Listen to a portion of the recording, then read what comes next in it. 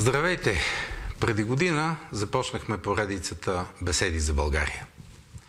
Това са разговори с хора, знаещи, можещи и най-вече мислещи самостоятелно и критично. Предстоят ни нови избори, защото последният парламент излъчи една безпомощна и безпринципна коалиция, която доведе страната до поредната национална катастрофа. Вместо възход, инвестиции, развитие, България отново е на ръба на икономическия колапс. Голямата надежда за промяна се оказа поредната голяма измама. До предходния парламент се различаваше от другите, защото за първи път в парламента влезе една малка, динамична партия, която не измени на обещанията си, не се продаде, не влезе в съглашение с старите, отдавна дискредитирани партии. Не случайно цялото статукво се изправя днес срещу нея. Опитва се да я дискредитира по всякакъв начин, да заглуши гласа и инициативите й. Благодарение на предишното редовно правителство, инфлацията достигна 16,9% през юли и продължава да расте, което означава, че доходите ни всеки ден губят покупателната си способност. Тоест всички обедняваме. Есента и зимата още не са дошли и справо се страхуваме какво ни чака, защото мнозина вероятно ще останат и без работа. Очаквания енергиен, а вероятно и хранителен глад. Тока и горивата и газа вече струват в пъти повече. Зимата за всички нашата е студена и вероятно ще трябва да избираме дали да мръзнем или да се храним. Вече без съмнение ясно се видя, че не сме суверенна държава, а колония. Колония, в която партии, създадени от чужди фондации, и политици, финансирани от чужди фондации, и пряко управлявани от чужди посолства, взимат решения категорично вредни за страната и народа ни. И дори ни вкараха в чуж военен конфликт като доставчик на оръжие. Следващите няколко беседи ще бъдат по съществени въпроси на нашето битие. Ще се опитаме да очертаем нужните решения, за да живеем по-добре и да помогнем на повече българи да мислят и гласуват с разум, а не под внушението на казионните масови медии. Българите започнаха да се събуждат. Време е за възраждане.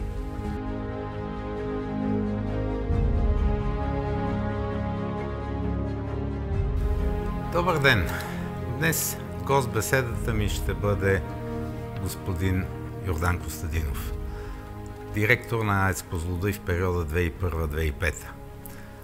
Един от хората, които е отдал живота си на атомната енергетика в България. Добър ден, господин Костадинов. Добре дошъл. Днеска ще си говорим за енергетика като цяло и естествено ядрена енергетика в частност. Как се разви ядрената енергетика и Козлодуй в частност през годините? Вие сте извървяли стъпалото от специалист до изпълнителен директор. От манипулант до изпълнителен директор. Каква е разликата? Манипулант е човек, който върши всичко. Тоест чирак някакъв. Да, абсолютно. И искам да започна с това, че много хора говорят за енергетиката като мафия, като нещо, което е организирано, което върви срещу обществото, което като съвкупност с хора, които едва ли не искат да ограбят държавата. Никой не си дава сметка, че в днешния ден ние електричеството го приемаме като някаква даденост. Да. Даже в моментите, когато се налагат такива профилактични прегледи на мрежата, ако няма ден, два, не дай си Боже, т.е. час-два, не дай си Боже ден, той врява до небето. За да го има, това е постоянно захранване на мрежата с електрическа енергия, трябва хората да работят 24 часа в денонощието, 7 дена в седмицата, 365 дена в годината. И при възникването на аварията трябва възможно най-бързо да я отстранят. И по този начин се формира едни екипи, една дисциплина, която е много близко, даже да ни кажа, че е по-добре от военната. И не знам как може такъв колектив, такива колективи да се наричат мафия. Верно, може би на върха там, където политиците слагат калинки, както е удобно да се каже, може да има нещо. Последните години станахме свидетели на много такива. Да си започнем. В АЕЦ Козлодуй имаше, предполагам, че и има, още една много строга система на израстване. Няма значение кой си, кой е баща ти, кой е чичо ти, кой е калеко ти и така нататък. Влизаш и започваш от най-ниското стъпало. С войчо владика не става. Няма войчо владика и издаваш изпити. Всяко работно место е изпит. Изпит, то е първо пред вътрешни комисии, след това пред зависимост от позицията, която е пред държавна квалификационна комисия и вървиш нагоре. Израстването на един специалист в АЕЦ Козлодуй е някъде до най-висшето оперативно ниво, е порядъка на 8-10 години. Но системата е такава, защото има два типа управление на атомни централи. Единият, който е руския, който ние започнахме, и другия, който е западния. Западния разчита повече на техниката, докато при руския има голям елемент на човешкия фактор. Голяма част от хората, с които работихме и които работят, познават в детайли централата. Особено пък ние имахме уникалния шанс. Аз специално и моите колеги, ние бяхме второто така група от хора, голяма група от хора, която влезна в централата. Това беше 79-та година, когато работиха само първи и втори блок. Ние се обучавахме на първи и втори блок. Вече стигнахме едно ниво до старши инженер-оператор. Значи минаваме през оператор, ОСВО се води, оператор с 5 водоочистка, след това минаваш оператор реакторно отделение, начални смяна реакторно отделение и чак тогава се качваш на блочния щит за управление. Това е някъде порядъка, обикновено този път се минава за година и половина-две. Но ти опознаваш... Това е да те пуснат в оная зала, която показват по всички... Да те пуснат. Обаче, докато те пуснат в оная зала, която показват всички лампички и параметри, ти вече опознаваш централата в детайли. Знаеш всяко тръба, как минава, къде завия, какви задвижки има. Абсолютно всичко ти е ясно. Ти първо си се обучавал, след това си работил като такъв, защото си ръководил хора на това ниво. И започнахме вече като старши инженер-оператори, т.е. оператори на блок, започна пуска на трети блок. Искам да ви кажа, че в България са пуснати 6 блока и всеки нечетен, първи, трети и пети, бяха най-трудните, защото те бяха по двойки. Пущаш първи, втори е абсолютно идентичен. Пущаш трети, четвърти е идентичен. Пущаш пети, шести е много... по-лесен. И беше страхотна епопея пущането на трети блок, но опит. Вече четвърти блок бяхме дежурни инженери на блокове, пети блок главни дежурни инженери и така вече тръгна. Но искам да кажа, че стълбичката. И след като станеш главен дежурен инженер, в зависимост от качествата, които имаш, може да заемаш различни ръководни длъжности в централата. Така се върве в централата и всеки знае този път. И поне влизайки там, знаеш своето професионално израстване. Даже ще си спомня си веднъж на една конференция, имах един приятел японец, станахме много така приятели, и той ме пита, ти какъв ще станеш в твоята компания? Викам, аз мога да ти кажа докъде мога да израсна. Нали? Нататъка всичко зависи от съдбата. Той как съдба, бе? Нали? Ти си тръгнал да работиш. Викам, ти какъв ще станеш? Там имаш нещо като 16 нека имат. Да. Национални такива компании големи. И той ми вика, ами аз след 15 години ще бъда зам шеф на тази компания, на една от компаниите. Викам, защо шеф? Той така ми гледа, вика ми, не мога, това е. Това е тавана, който и той може да стигне. След време се срещахме и той наистина беше станал заместник шеф, аз бях вече директор на АЕЦ Козлодуй. И той вика, ти ме излъга, знаел си, но защо не ми каза? При японците, да, е доста. Каза, че си пускал трети, си се учил на първи и втори и си пускал трети и четвърти блок. Как и защо ги затвориха? Тя е много дълга история. Да, ама е важно, защото кой ли не говори и се упражнява по темата, особено политици. Добре. Но да се казва най-важно от първа ръка да се започнаха нещата вече около АЕЦ Козлодуй. Естествено, че след Чернобил трябваше да се посочи една централа, която да бъде изкупителна жертва. И тази централа беше нашата АЕЦ Козлодуй. Знаете много добре какво се пише в пресата. След като ние вече показахме, че искаме да вървим по пътя за присъединяване към Европа, започнаха контактите. И 1991 година беше една от възловите години за съдбата на въобще на ядрената енергетика. Тогава, в началото на годината, март-април, дойде една делегация от Световната банка, която стоя някъде около България, стоя около 10-15 дена и направи един доклад. Значи, това първо, което видяха чужденците, не беше съгласно техните очаквания.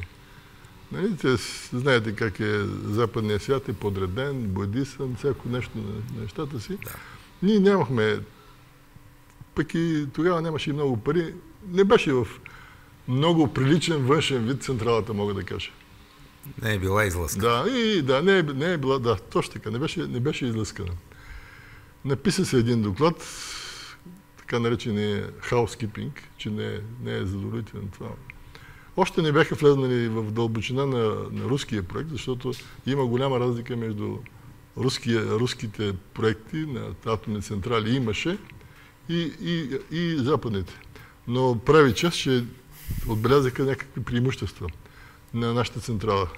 Бяха изненадани, че централата първо има 6 парогенератора, 6 циркулационни кръга, които имат парогенераторите там, където става изпаряването на водата. Всеки реактор има по един парогенератор? Не, всеки реактор има по 6 парогенератора и 2 турбини, което я прави много мобилна.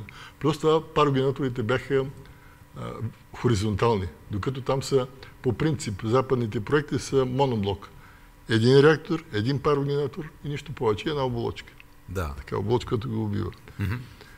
Отбелязаха, че има страхотни запаси до достигането до критични параметри. Знаете, че на западния свят всичко се пили до максимално, за да се лече максимална печалба. Както да след този доклад нашите държавници се разшетаха, тогава мисля, че беше зам министър-председател Александър Томов, да.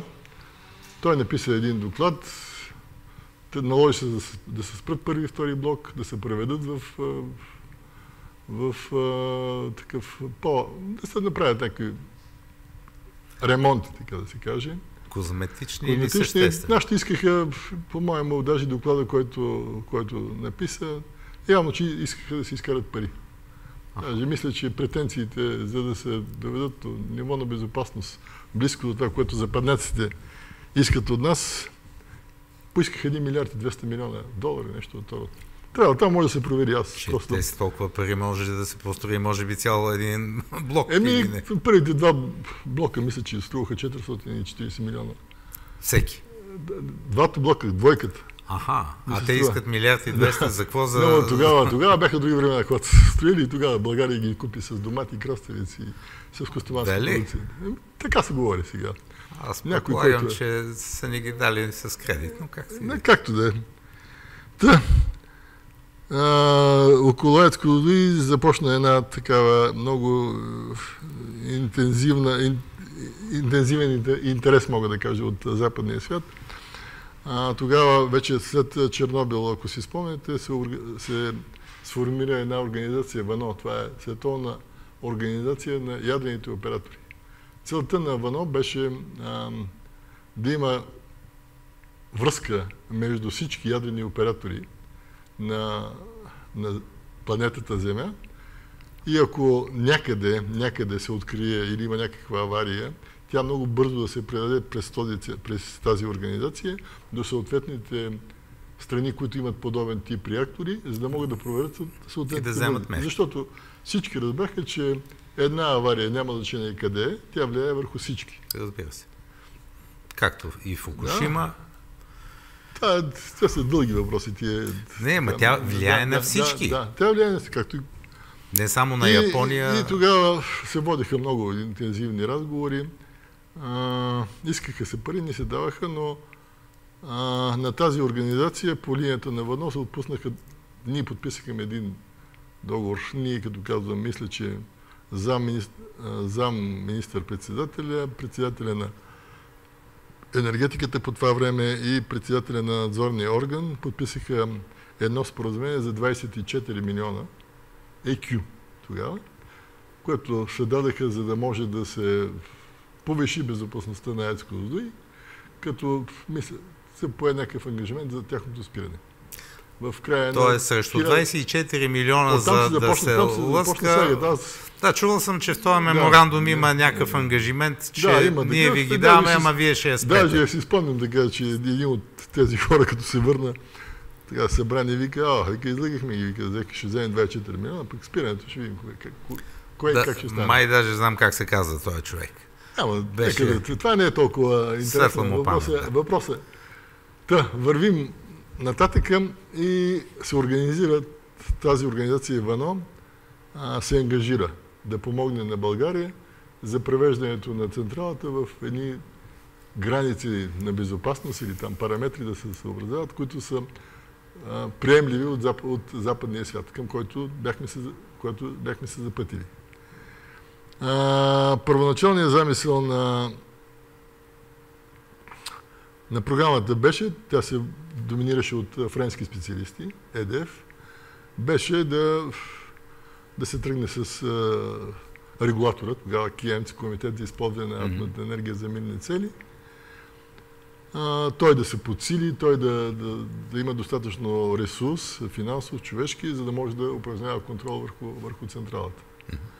В централата отидаха специалисти от френски специалисти, които да покажат какво трябва да се прави. И аз така имаше един случай, когато дойде един французин, дадахме му, айде, нека така да говоря, едно помещение, беше на питателни помпи.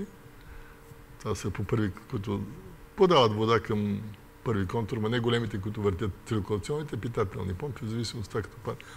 И той там 2 месеца, 3, малтави се, какво, ние така надничаме, ама той не ни даваше да гледаме и след 2 месеца отвори това помещение и той беше цялото бойдисано. И вика, това е хаускипинга. Нали? Бойдисано, всяка тръбичка с различен цвят, всичко, под, мод. Наистина, така както разбрахме какво. Така ли и това увеличи безопасността или просто... За безопасността започнаха те, как да кажа, започнаха да разбират дълбоката философия на този проект. Ага. Да.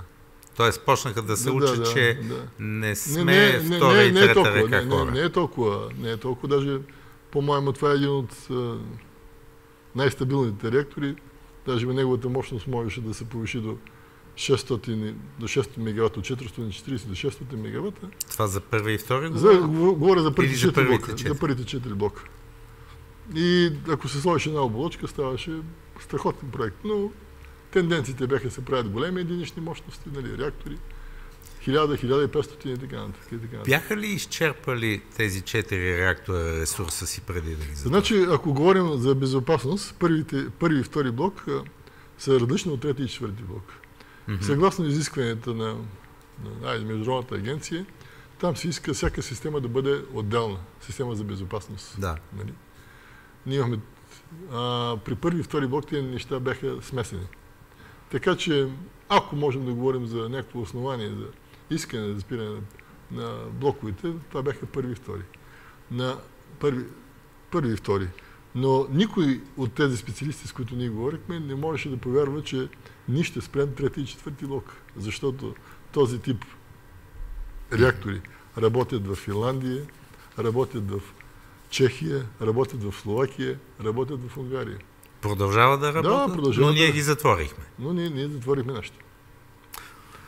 Добре, аз бих си позволил да го нарека това национално предателство. Особено с оглед текущата ситуация, при която тази сутрин видях нещата те първа. Цената на електричеството ден напред днеска, не знам, сигурно сте видяли, в България е 640 евро за мегаватт час. Днес. При 20-30 преди 2 години. Всички, който е специалист, знае, че цената на електроенергията, което ако не бяхме в Европейския съюз, не говоря нищо срещу Европейския съюз, но става просто нашия пазар беше затворен, щеше да бъде 150-170 лева. От този порядък. Но след като сме членове на Европейския съюз, както меда, така и жилото. Няма как. Аз нещо меда не го виждам напоследък. И започна да се прави една програма за модерация на малките блокове, на 3 и 4 блок, да се мисли за една модерация. Същевременно... Това коя година вече? Това вече беше 85-6 година. 85-та? 95-96, извинявайте, аз нещо. Да. И същевременно се започна и натиск за модернизирането на 5 и 6 блок. А 5 блок беше пуснат в 87 година, до 91-92, там този период на 6 блок. И само искам да ви кажа, че по времето на пуска на 5 блок, защото там присъствах,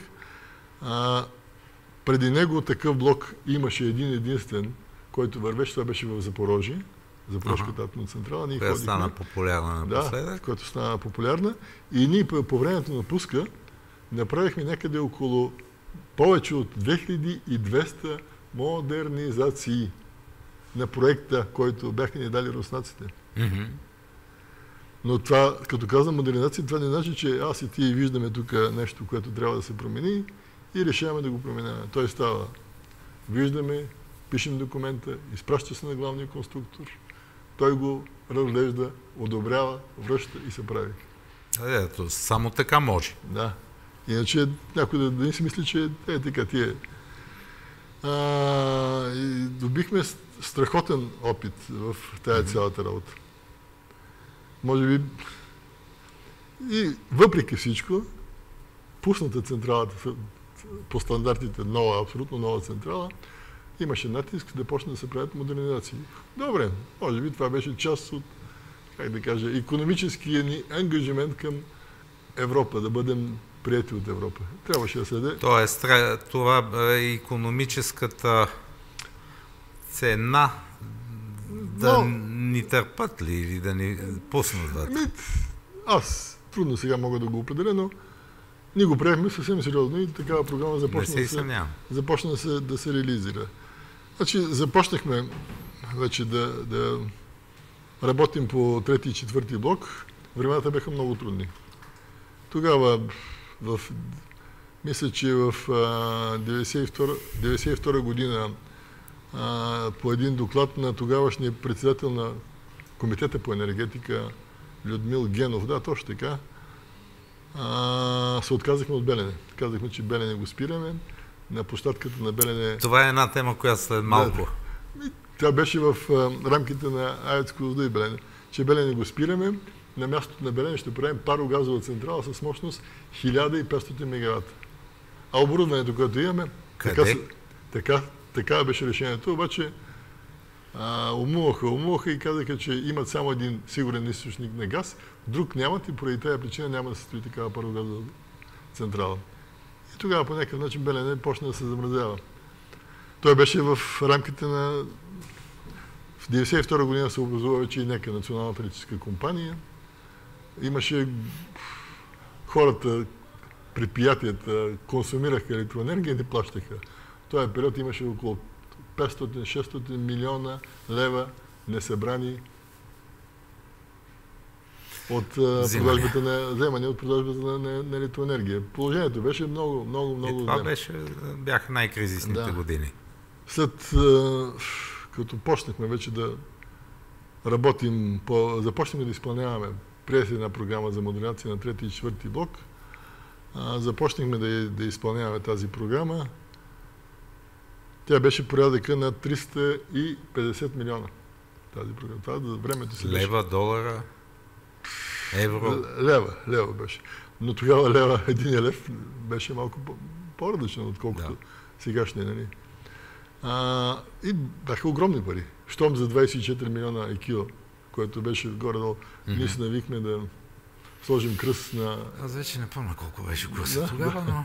И тогава бяха много пари. Аз се спомням, че имаше един период, когато ако тук се купуват долари, когато ставаше въпрос за плащане на газ, 6 милиона долара разклащаха цялата финансова система, българската. Тогава ни предупреждаваха да ни купуваме долари за газ или пък за гориво.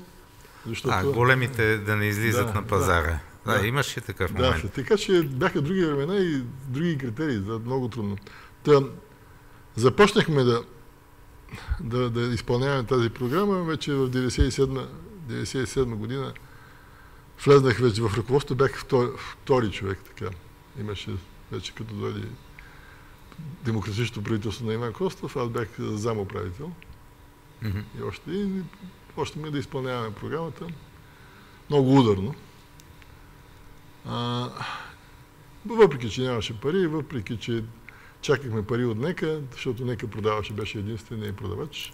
А вие му продавате на него, но той не ви плаща и на вас. Чакаме, молим се и така. Много пъти, даже няколко пъти се е налагало да заложим ядреното гориво за някакъв заем от страна на банките, за да можем да имаме пари да си платим на хората. Времената бяха изключително тежки.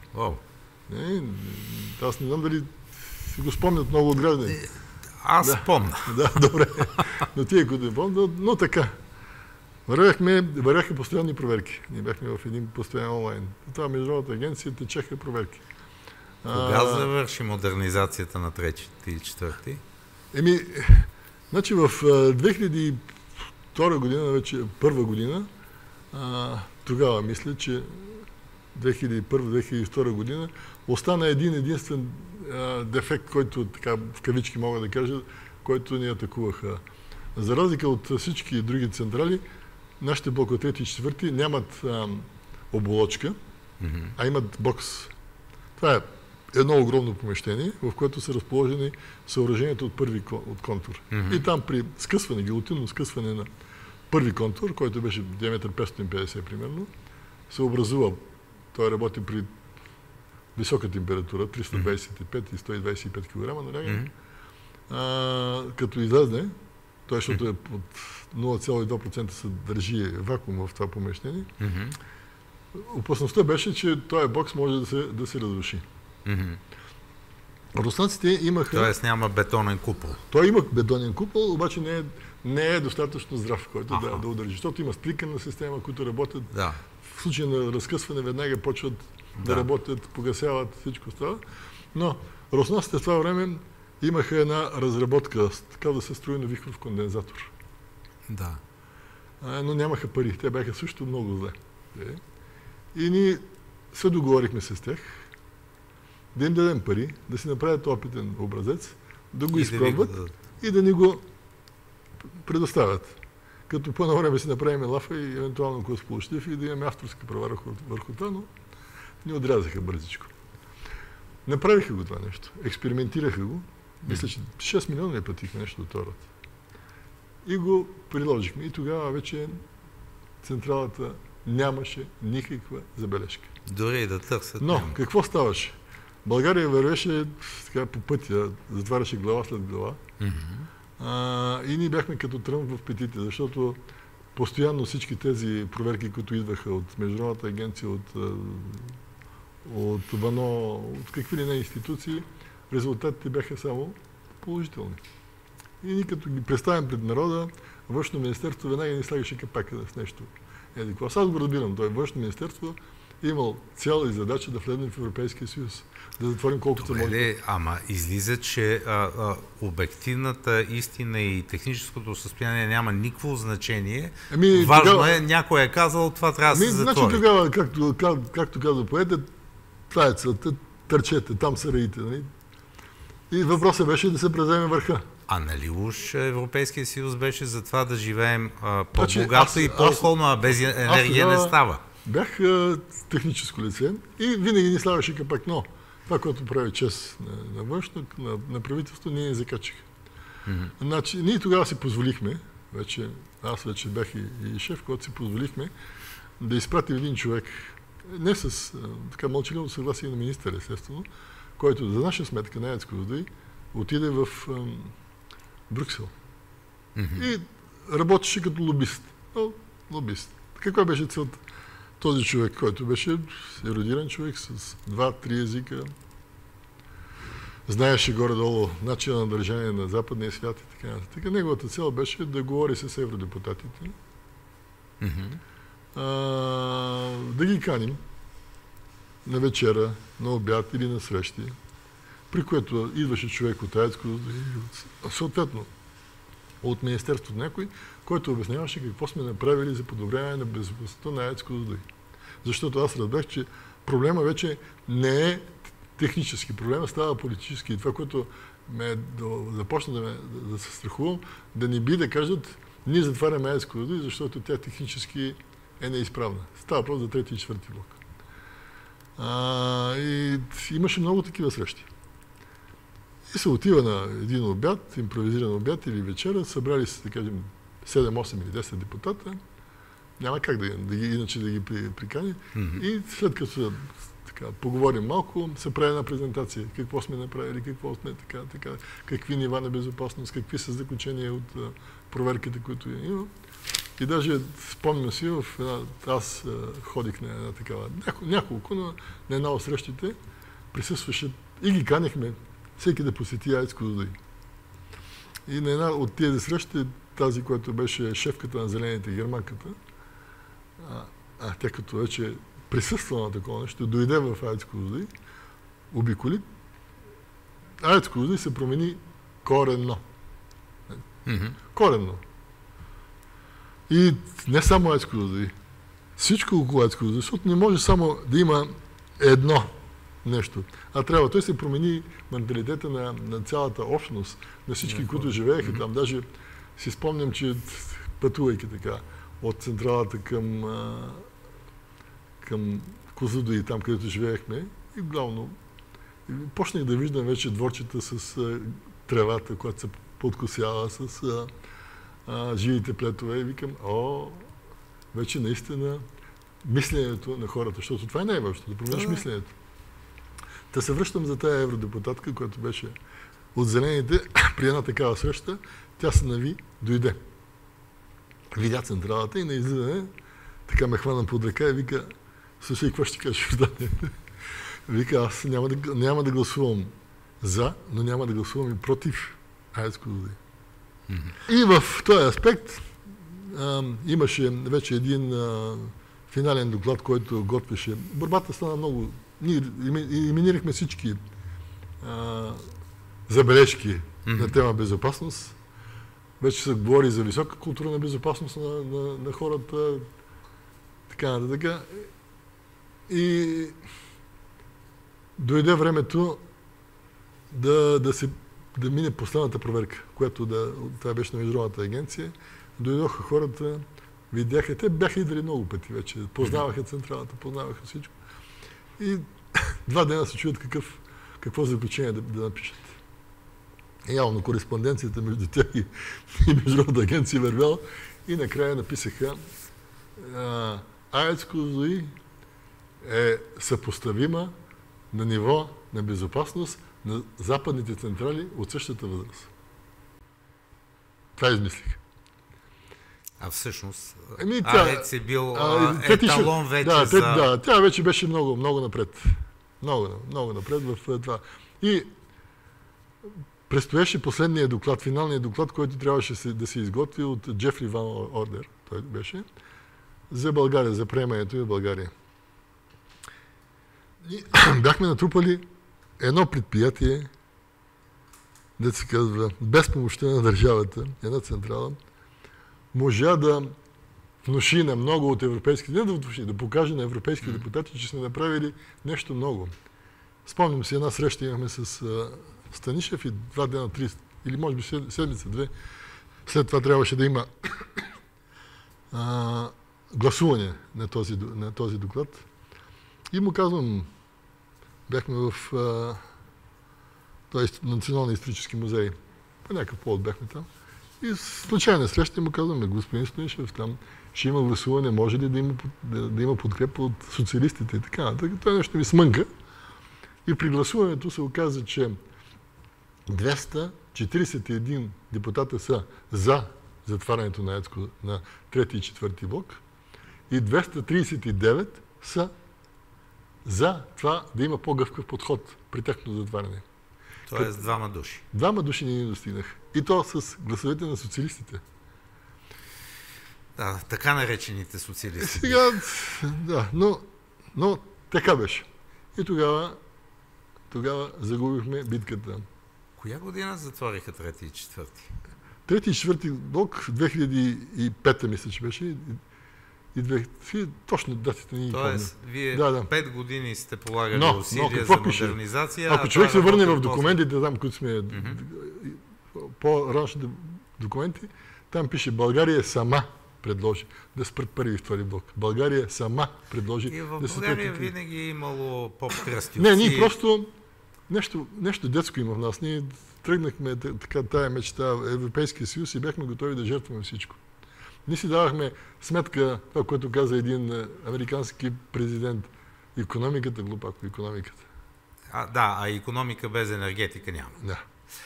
Само, че аз не съм убеден, че е наивност. Аз си мисля, и особено съдейки от сега това, което виждаме, Запада успя да тласне, да назначи едни елити, послушни на Брюксел. И те, с оглед тяхната лична кариера, направиха всичко без значение, без да мислят за България, защото те не свързват бъдещето си, нито своето, нито на децата си с България. Но това е друга тема. Искам нещо да попитам.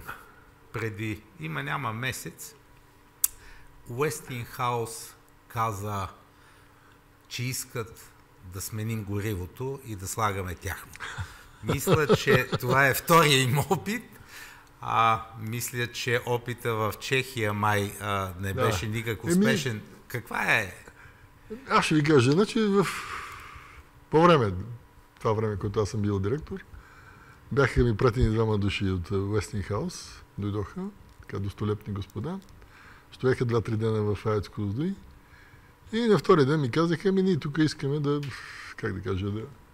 ви помогнем да заменим вашето гориво с Уестингхаус. Коя година това? Това мисля, че беше 2003 година. Някъде. И аз сега изгледах ги. Викам щом имате желание, нека да видим сега какво. Вече беше се чуло, че в Чехия са направили опити, обаче горивото, което са предоставили, той не става така изведнъж, ще взимаш и слагат се отначало по няколко касети постепенно. Бяха поставили касети се оказаха дефектни. Повиши се активността на първи контур. Там има една... В България или в Чехия? В Чехия. Там има едно ограничение. Ако се стигне една определена активност на първи контур, трябва да се изключи централата. Чехите се отказаха от този опит и минаха от американско, пак се минаха на руско. И казах, добре, какво става с чехите? Казват, ние сме взели мерки, всичко това ще бъде какво отстранено, няма да има никакви такива проблеми. Към добре, ние сме стопанска организация, аз съм длъжен да гоня някакви производствени резултати. Евентуално, ако се реши да се сменя горивото, то не трябва да бъде на двата блока, трябва да бъде на един от блоковете и вие като хора, които първо трябва да направите обосновка. Това си върви там по закона за използване на атомната енергия, си има една процедура как става това нещо. Трябва да си го изпълните и второ, всички тези технически мероприятия, които ние трябва да направим, а те се оказаха десетки милиони, трябва да ги платите и те казаха, няма как. И си заминаха. И това беше, но тогава, че разбрахме, че в Украина се правят такива опити, даже като гледах сега от последните предавания тук на телевизиите, показаха Запорожката АЕЦ, видях профила на басейните за отлежаване на касети. Касетите там, американски са четвъртите. Значи те са минали на американско гориво. Но искам все пак да кажа и в този период, наред с това, което направихме, ние много се изучихме, така да кажа. Първото нещо, което е, аз така, имаше един период, когато от зам шеф на АЕЦ Козлодуй за година и 2 месеца, 3, бяхме детронирани, защото това беше в края на управлението на Иван Костов. Каква беше причината? Аз ви говорих за програмата за модернизация на 5 и 6 блок. И там вече беше готова програмата и трябваше да се сключи договор за модернизация на 5 и 6 блок, като бяха там вече наредили всички големи компании, световни 15, като почнете европейски, всички европейски, които ви идват на къла, Westinghouse. Точили лиги?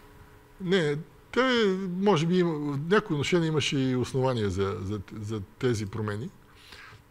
Тогава, още докато бях заместник в шеф на АЕЦ Козлодуй, нашия изпълнителен директор беше много съвестен човек. Беше икономист, беше и атомен инженер, който беше минал по цялата стълбица. Направи една сметка на програмата, която ни бяха дали, че тя струва някъде порядъка на 180 милиона евро.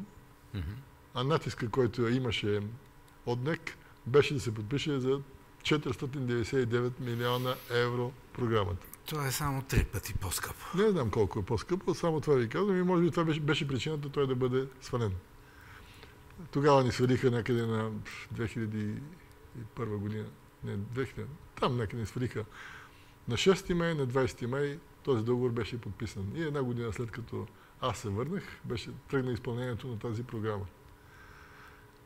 Като те и мене ме викаха в НЕК да ме убеждава да подпиша това нещо, викаме, не сме екип, той не е бил съгласен. Как аз мога да бъда съгласен? Плюс това, той е инженер и икономист и изчислил, че толкова струва. Но ми казаха, 250 милиона ще вземем от Евроатом, те ще ни го простят, нещо от това. Всички бяхме наивни до безбожие.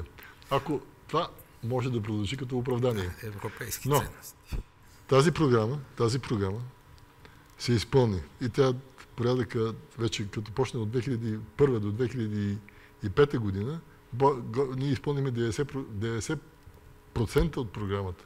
Като в тази програма всяка една голяма компания, Westinghouse, EDF, английската компания, испанска компания, си имаше свой дял, т.е. си имаше определено нещо, което изпълняваше. Да. Тогава беше много интересен момент, защото те бяха взели всичко, а нас не нямаше никъде, като българи. Имаше голямо противопоставяне, тая дълга сага, да не говорим. И това е така работи колониалната политика. Тогава казах на министър-председателя.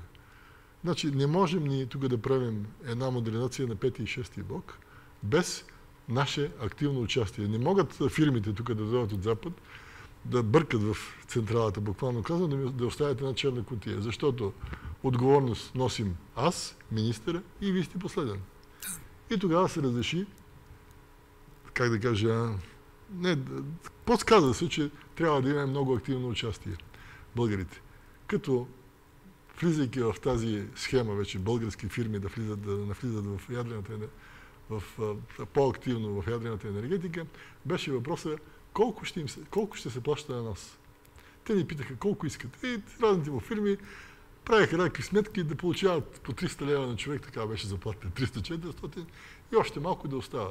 А човекомесецът на западните фирми беше 24 000 евро. Те започнахме от една ставка от 1500 лева и стигнахме едно прилично ниво, което даде възможност много фирми, работещи в ядрената енергетика, да се развият. Бяха ли западните специалисти, като чувам нива на цени 20 или 30 пъти по-добри, по-знаещи и по-можещи от нашите? Значи, те си имаха. Не казвам, но става въпрос, че в един момент ние извършихме 95% от работата. Но това ни даде възможност. След като горе-долу завършихме модернизацията, даде ни възможност имахме вече силен регулиращ орган. Имахме много добра експлоатация. Нашите специалисти вече бяха на международно ниво. Те бяха много добре приемани всякъде. Както тези от регулаторния орган, така и тези работещи в експлоатацията. Ние в 2005, до края на 2005 година имаме потенциала българите сами да си изградим Белене. Казвам го. Имаме ли го още? Не. Жалко. Някъде в медиите, като се готвих за този наш разговор, гледах през 2014 година имало някакво споразумение с Уестингхаус за строеж на Козлодуй. Казвате. И в едно интервю говорите, че цената на мегаватт по офертата на Уестингхаус излиза $5300 за мегаватт час, при обичайно около 2000 евро. И второто нещо е какво ще правим с ядрените отпадъци. Може би журналистът, с когото тогава сте говорили, или аз нещо не съм прочел добре, това за ядреното гориво, първият опит на Уестингхаус ли става въпрос? Не, той натиска си. Аз мисля, че вече има споразумение, което, да кажем, в българските реактори ще... Ако вече нямам толкова, аз по принцип... Не е ли опасно? Не е опасно. Стига да се спадат параметрите на безопасност. Аз ще ви кажа, че горивото, таблетките специално, горивото, той се произвежда на едно място. Той се произвежда в Казахстан. Само? И 45% от горивото е в Казахстан. Там купувате Westinghouse, там купувате и руснаците си такова. Въпросът вече в самата конструкция на топлоотделящи елементи и касетите. Мисля, че Westinghouse претърпя няколко прехвърляния. Беше собственост... Няколко пъти банкротира тая компания. Да, беше японска, след това стана... На Toshiba. След това стана английска ядрената и част. Сега чувам, че това, което гориво се прави в Westinghouse, Швеция. Така че... Но искам още нещо да се върна, защото все пак през този период АЕЦ Козлодуй направи страхотни пробиви. Един от пробивите, който беше, ние бяхме първите, които излезахме на пазара. Разбихме монопола на НЕК. Това стана някъде 2004 година, септември месец. Тогава съпротивата беше огромна от страна на НЕК. И правилата, които изработихме, няма кой да съществени изменения. Но това, което изкриви пазара и го изкривява, е това, че бяха подписани договори с мариците. ТЕЦ Марица 1 и ТЕЦ Марица 3. Един пазар, когато на половината, на част от играчите им гарантираш 16% производство и 16% печалба, какво очакваш от другите? Да. Може ли да има конкуренция? Не може. Тогава съпротивата беше жестока. Даже и в АЕЦ Козлодуй, когато решихме, че ще излизаме на пазара, аз не мога да кажа, че нямах подкрепата на министъра в това отношение, но тогава почти аз бях най-млад в ръководство на АЕЦ Козлодуй. Много от тия старите директори идваха и викат, дай да не си разваляме реката. А като подписах договора се подписа в днешната сграда на КЕВР и излизам отвънка бяха някои от представителите на НЕК и ме питате, ти кой си ти, какво си решил? И аз крикам, аз съм Йордан Костадинов. Решил съм АЕЦ Козлодуй да продава ток. Така че този път за продажбите на ток също е много интересен.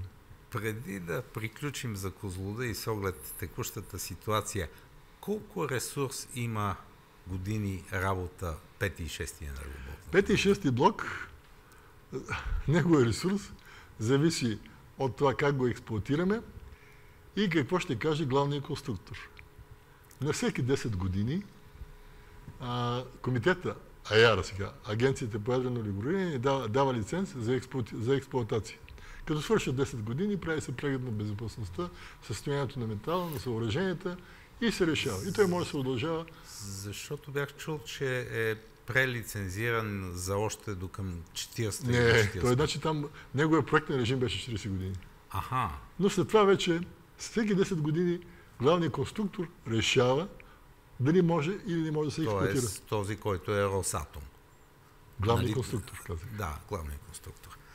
Искам да минем към Беляне. И питам защо, колко ресурси има, защото Европейския съюз натиска да спираме мариците. Ако спре и Козлодуй, както вече няма и газ, ние какво ще правим? Ще правим индустрия с свещи, с животинска тяга. Откъде ще дойде енергията за... Значи, или зануляваме индустрията и се връщаме в 18 век? Понякога се дразна. Появяват се хора, които говорят по телевизиите, които нямат един реален работен ден в енергетиката. Един реален работен ден в енергетиката. И аз не мога, макар че 27 години съм в тази енергетика, специално за това не бих искал да коментирам, само ще кажа. Хората, които могат да видят реална оценка, които никой не съм ги виждал по телевизията, това е електроенергийният оператор, диспетчерите. Те могат най-реална картинка да видят това какво е състоянието на България. И интересно, защо нито един човек от тях до сега, а те са знаещи и можещи, не е седнал и да обясни. Това пък няма кой да го слуша. Няма кой да ги пита. Те не допускат. Това са хората, които могат да дадат реална оценка какво и как. Защото България в енергийно отношение беше страшно стабилна страна. Дефицита на Балканския полуостров беше някъде порядъка от 6 до 10 хиляди мегавата. Да. България имаше периоди, когато 90% от този дефицит го покриваше на Балканския полуостров. Представете ли си за каква енергетика става въпрос? Но няма го вече. Няма ТЕЦ Варна, няма Попов дол, само един работи една турбина. Мариците няма Русия. Много неща ги няма. Знам, работа сериозно и изнася. И тя пак много се дразна, когато казват нашата енергетика била, или нашата икономика била електроенергийно организирана. Така се е мислило и вижте какъв е ефектът. Сега ние, ако не сме в смисъл, че не сме длъжни да изпълняваме изискването на европейския пазар,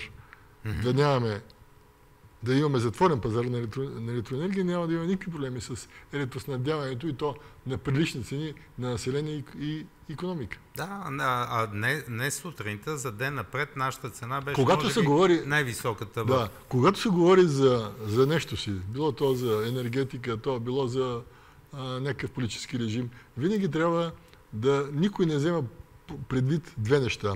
Това е географията на една държава и народопсихологията.